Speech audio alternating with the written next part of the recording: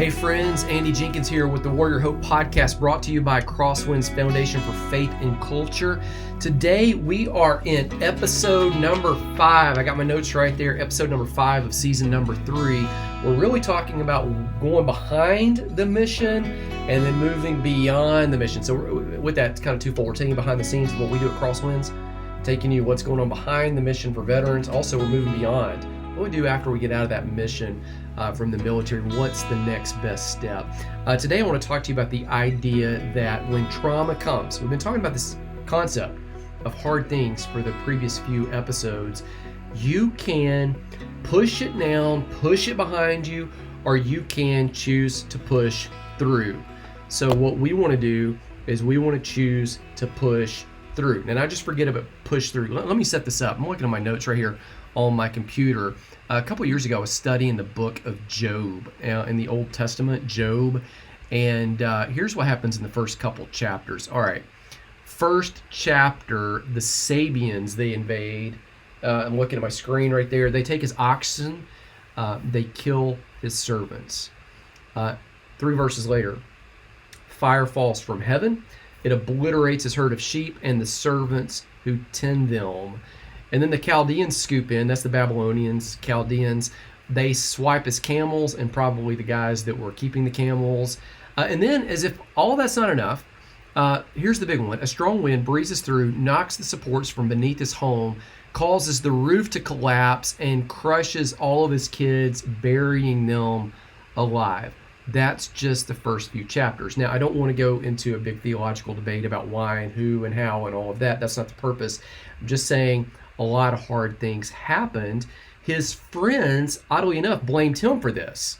Later, his wife couldn't stand him. She actually said, curse God and die. She couldn't stand the fact that he was even alive. At the end of his story, okay, so all the way at the end, Job ends up with twice as much stuff. That's what the scripture says. Twice as many camels, twice as many oxen, twice as many sheep. He has a family. And everybody, well, not everybody, a lot of people look at that and say, okay, that means God's going to give you double for your trouble. And here's the thing that people miss is on the other side, there's this restoration, there's this double, but also you have the idea of loss that he still endured. So he didn't just get over the past. You know, those kids never came back. The children he has at the end of the book aren't the same children. We don't know if the wife is the same wife. That one couldn't stand the fact that he was even breathing, is what the scripture says. You know, he's got to rebuild trust with the friends, or they have to rebuild it with him, because they are the ones that said, you did something wrong, and then God vindicates him. You know, it is this complex story that he didn't just get over it. You know, there's beauty on the other side. Scripture says there's always beauty for ashes. Yet at the same time there's beauty for ashes, there's still this tension of the loss. And so I want to set that up for you today. When we talk about getting through hard things, that doesn't mean that we're just going to erase the pain. It doesn't mean we're just going to act like it didn't happen. What we're going to say is, I'm going to hold it right there and say there is this tension. You will get through it. You don't have to get over it. You don't have to push it away. You don't have to push it down. You can push through. You don't have to get over it, but you can get through it. That's probably the healthy way to do it. Now, let me set this up. This is Patrick Brazil. He is talking to us from our documentary Invisible Scars about hard things. He is an Iraq war vet. Here's Patrick. One night, me and my buddy Latimer, we were doing gate guard duty. We were just sitting there talking, and I was kind of leaning up against a concrete barrier, and then we just got nailed by a mortar. And usually they're not as close as they were, but this is the closest one that ever hit us. And it just exploded, and just like this hot pink and orange, fireworks. It was beautiful, but it just knocked me on the ground. And then when I got knocked on the ground, all I heard him was say, "Oh no, radio that in." I was like, "Y'all really?" So. We had NVGs, night vision goggles, binoculars, and we could see really far out with it. And we were sitting there looking, in condition 1, and then I swear it was like 8 seconds later, man, the choppers were coming in. Like the sky was red. I remember the sky being so red and these helicopters coming in, helos. We were sitting there like watching them, watching these guys as they were running up to the guard tower. And then they started shooting at the guard tower. And then once that happens, once they start shooting in that close, we had permission to go ahead and fire. So we did, and we started shooting at them. And we shot them up, and then right, by that time, that's when the helos came in. They just tore them up. And then, yeah. And that was kind of, that was the one that, bugged me for so long. I would always hear the helicopters, like in the middle of the night, and then the mortars. And that was kind of one that led to the PTSD, I think. I want you to notice this. Let's get this name right. Joseph Pasternak. I hope I'm pronouncing that correctly. Retired U.S. Army. Notice this phrase he says. A lot of people just don't understand, okay? You try to talk to them, but they say, well, like one comment that was made to me, you'll get over it.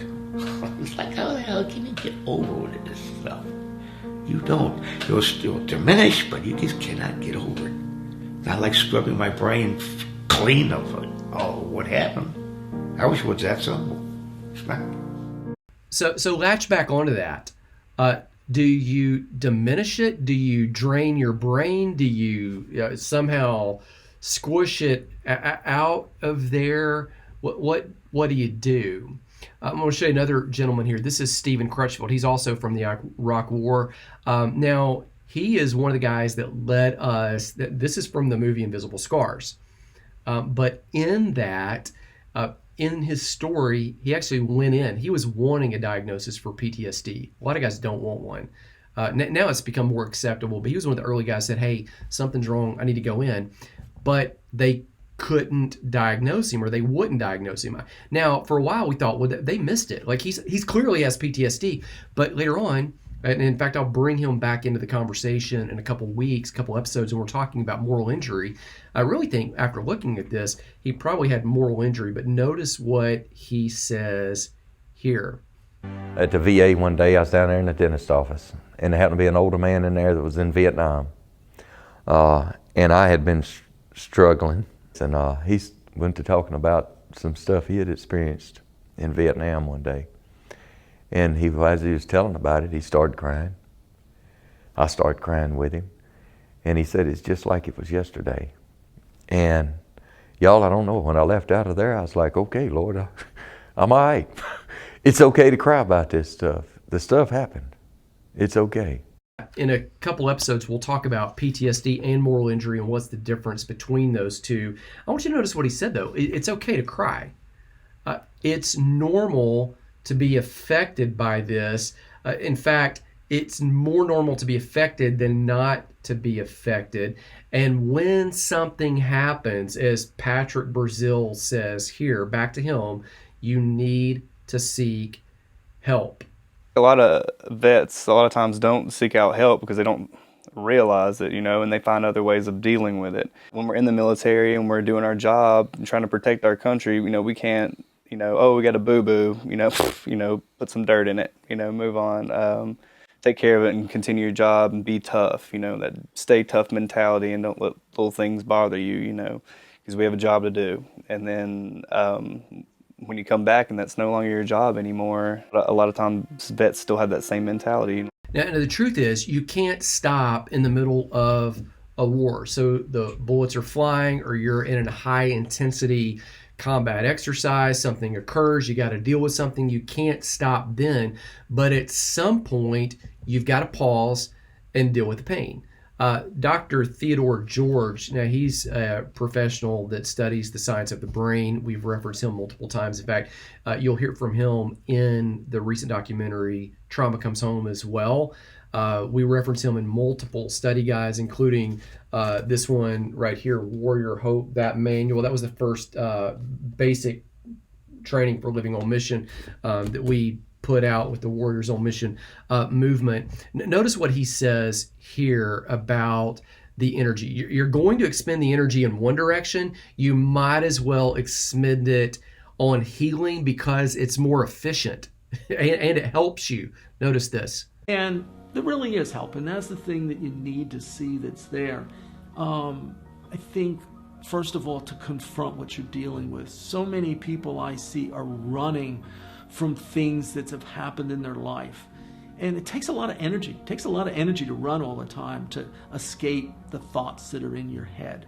Not everybody's going to understand them, so therefore it's going to be important to find somebody that will. But there are people out there that will. Okay, so in this part of the conversation, I want to invite you to watch part of the training. Now, this book here, this is Warrior Hope Manual. This is lesson 2 that I'm going to refer you to. I'm going to play for you the audio. If you're watching, I'm going to play the video for you. You're going to recognize the voice. This is me teaching a 1.5 minute clip about the importance of emotional health and how this emotional thing, it's really part of the whole. So again, our idea is we don't want to push it down. We don't want to push it back. Don't want to push it to the side. We want to push through, but to go through it, we gotta deal with it. And so we want to deal with it because dealing with it, as Dr. George says, you can't run forever. You can't run away from this stuff. You can't outrun it. Like wherever you go, there you are. But it is ultimately part of your total health. The truth is, emotional health is part of total health, as this point says. And notice right here, we are multifaceted, multi-parted people. We have an intellectual side to us. We have a spiritual element to us. We have a physical body, a physical element. We have social, relational elements to us. And we also have this emotional side. And these are all parts of the whole. And the reality is, it's like this. A chain is only as strong as the weakest link. And in the same way that a chain is only as strong as its weakest link, we are only as strong as our weakest area. And so if we're physically strong, but we're relationally weak, then that's going to limit what we can do. If we're spiritually insightful, but we can't get along with people, we're never going to share those insights with other people. Or if we're intellectually brilliant, and we have incredible ideas, but physically we're always sick, we're not going to get to make our mark on the world and share those incredible ideas to the capacity that we could, because the chain is only as strong as the weakest link, and our bodies, our whole self, we're only as strong as the weakest area. And so here's the big question: if that emotional area is the weak link, and for many of us, let's just be honest, self included, many times that is the weak area. Well, pause with me and think, what would happen if we, as we put on the slide here, what would happen if we cared for wounded emotions like we care for wounded bodies? Okay, now that you got the idea, if you don't deal with this area, it's going to affect the other areas of your life.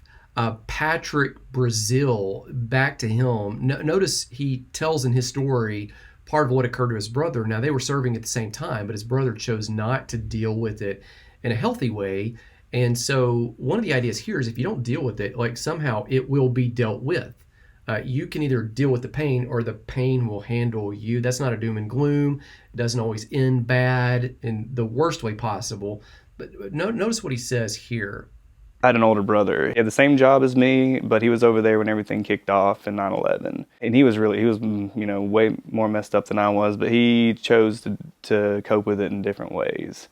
And he would get drunk, and he was, just had a serious drinking problem that was turned into a drug problem. And then actually on his birthday this year in February, he OD'd on heroin. And I think his PTSD had a lot to do with it. It really, opened up my eyes there, and I don't want that to, happen to anybody's family, because that's a lot of heartache. Go back to the Warrior Hope lesson in light of what Patrick has shared, because the goal is not to get a diagnosis. The goal is to walk in health. Notice here is you can still be affected even if you don't receive a diagnosis. So the goal here, again, is not to get a diagnosis or to avoid a diagnosis. We just want to be honest with where we are so that we can walk forward and be the best possible version of us. So the goal, again, not to get a diagnosis, it's just really helpful to assess where you are. So part of walking in health, it is owning where we are in the present and realizing that sometimes we misread things in the present as if they are the past.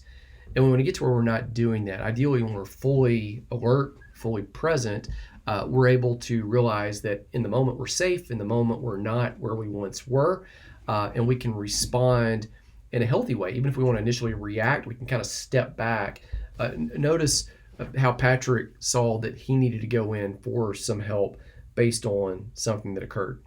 It was really tough when I first got back. I remember when my family came out to visit with me, where I was stationed at. We were walking around in the state park, and like a huge pine cone fell out of the tree and made a huge noise, and I freaked out. I was like, whoa, just real alert, because for some reason it just kind of triggered something, and just kind of being shell shocked and on constant alert, And then when I went back home, just I'd wake up in the middle of the night, or someone was walking down the hall, wake up in the middle of the night hollering and thinking it was somebody or something, and trying to make noise and racket and go after them, and then when I come to, it's, back in America.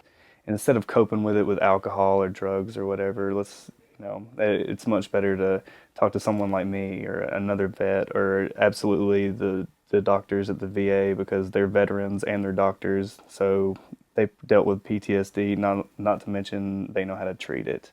But you got to have someone that understands, and then understands, oh yeah, I jump up in the middle of the night too, or oh yeah, I have, I'll think that I'm, back in country in the middle of the night before I come to, and they can sit there, and the actual things that happen to you, they understand exactly what it is, not just a vague concept of it. Now, right here, when we close out, here's what I want to do. I want to close with some lines from lesson 2, again, just from the end, about 10 seconds. Before I do that, I want to refer you down to the show notes. Now, in the show notes, I've listed there a couple items that are available for you. Number one is, if you prefer kind of a 10-week study that is a secular manual, and everything we do is obviously from a faith perspective, but the Warrior Hope Manual here is going to take you through 4 different sections: healing, that's going to talk about mental health, emotional health, and spiritual health. So all 3, this is where some of the clips I shared during this episode came from. Lesson 2, emotional health. And it's going to walk through defining the mission and overcoming obstacles, partnering with other people, facing your past. Part 3 is finding peace from that past, is what lesson 7 is, and then moving forward. That's a great book for you. There is a leader guide that goes with that as well. And you can buy that uniquely. You can buy the video course, is down below, or you can stream that and access all 10 lessons are currently available for you. And you'll get me teaching you if you do it. And it'll look a lot like what you saw on this, or if you're listening, it'll sound a lot like, except for you'll be able to actually see. This book is going to be in the show notes for you as well. This is Disentangled. Now, this is a 6-lesson Bible study. So if you're wanting to come at PTSD and moral injury from a faith perspective, again, everything we do is kind of coming from that background, but this one is just explicitly, openly referring to Scripture. That's a tool for you. And then, as we do most weeks, I'm going to put down a link to our documentaries to where you can grab hold of those. Okay, emotional health, it's important. It is one of the areas, and you'll only be as strong, like a chain, is your weakest link. So if you're strong relationally, if you're strong physically, you're strong spiritually even, but you're lacking in emotional health, that is one of the areas that'll break the quickest. And so strengthen that one up, shore up the weak area, and then it all rises up. Let me close out with these lines, and in another week or so, I will see you again on the Warrior Hope podcast, brought to you by Crosswind, its foundation for faith and culture. The goal is not to receive a diagnosis. The goal is to honestly assess where we are, where I am, where you are, and then for us to walk in health.